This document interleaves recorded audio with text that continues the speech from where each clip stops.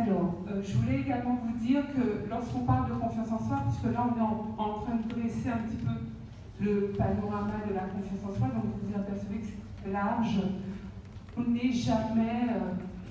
L'idée, c'est pas de devenir des stars, on ne sera jamais au taquet tout le temps, partout, toute l'année, non. Il y a des domaines de la vie, des domaines de sa vie où on est plus ou moins confiant. On peut prendre l'exemple, par exemple, d'un cadre supérieur qui excelle dans son travail, et peut-être que pour aborder une femme, ben là, c'est autre chose. Donc, on peut être très confiant dans ce qu'on a l'habitude de faire, et dès qu'on sort un petit peu de ses repères, on devient beaucoup moins confiant. L'idée, c'est d'avoir une confiance en soi d'un bon niveau et équilibré dans tous les domaines de sa vie. Alors, la chaîne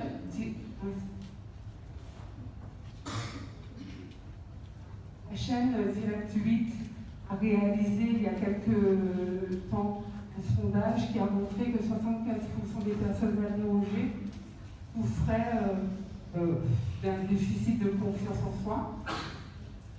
Et en fait, si vous voulez, moi c'est un chiffre qui ne m'a pas tellement étonnée, parce que je pense que c'est un petit peu le reflet de la société dans laquelle on vit. Et donc avant d'aller plus loin, j'aimerais que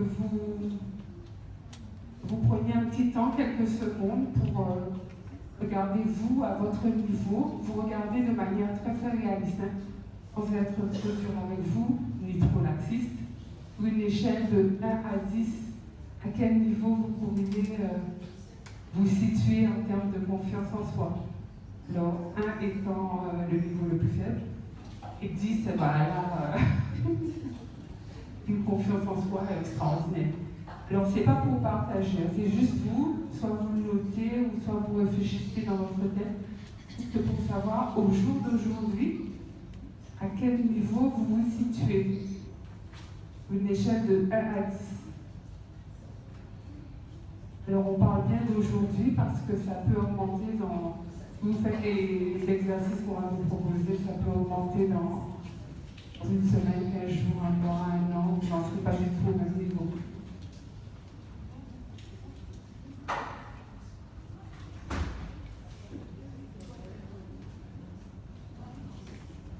Bon.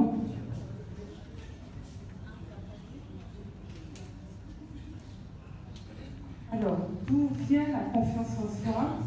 Est-ce qu'on peut dire qu'on a tous le même bagage au départ? Alors, généralement, je pense que vous en doutez, tout ça se passe, du moins ça commence à se passer dans l'enfance. Le parent, c'est quand même lui qui est en capacité de favoriser, de faire croître la confiance en soi de son enfant avec des paroles bienveillantes, des paroles d'encouragement, des paroles positives. C'est pas tout le temps simple, c'est pas facile parce que pas non plus gaga devant l'enfant et dire oh, bravo, bravo pour tout. Non, parce que ça conduirait à être pire devant son enfant, conduirait à l'effet inverse, à développer le syndrome de l'enfant roi.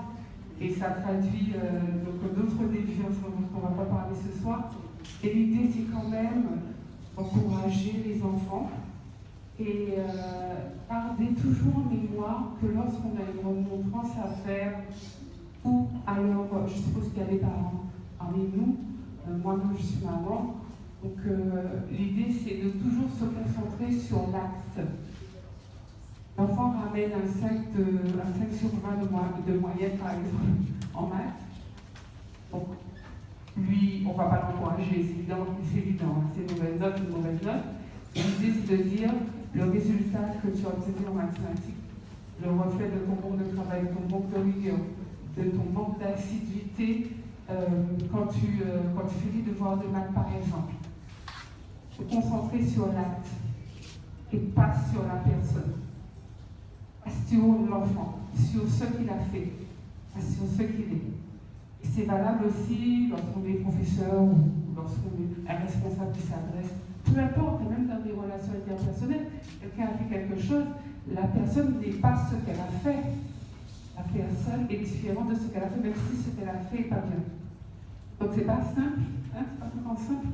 Et l'idée de dire, nous, quand nous sommes parents, quand on fait une remontrance à notre enfant, même si on lui dit des choses qu'on ne devrait pas lui dire, la plupart des parents, je dirais, la plupart des parents, ça part toujours d'un bon sentiment pour l'enfant. Pour on l'engueule, hein, pour lui, on lui veut du bien en tant que parent. Mais il y a des formules à éviter quand même. Comme je vous disais tout à l'heure, ne pas lui dire, mais regarde, ta scène de moyenne maths, t'es vraiment nul, mais qu'est-ce que t'es bête en maths, c'est pas difficile. Non, parce que là, on associe la mauvaise note à l'enfant. Et ça, faut éviter. Donc, lorsque ça arrive, c'est pas vraiment parce que le parent est méchant. Et ça part d'une bonne intention, mais la stratégie n'est pas bonne. Donc, il faut changer la stratégie. Garder la bonne intention et changer la stratégie, c'est important. Donc, tout ça pour vous dire que c'est vrai que on ne n'est pas vierge entre guillemets en termes de confiance en soi, mais lorsqu'on veut faire des études un peu plus scientifiques en termes de confiance en soi, là c'est l'épigénétique qui gère ça, qui fait ce genre de recherche. Alors, la génétique, c'est l'étude des gènes. L'épigénétique rajoute une couche supplémentaire à l'étude des gènes parce qu'elle va chercher à comprendre comment une cellule fait pour s'approprier un gène, c'est-à-dire le gène, c'est l'héritage, le patrimoine, une génétique, ce qu'on hérite de nos parents, grands-parents, même des fois de civilisation, ça peut remonter très loin. Donc l'épigénétique va aller chercher comment la cellule va travailler avec le gène.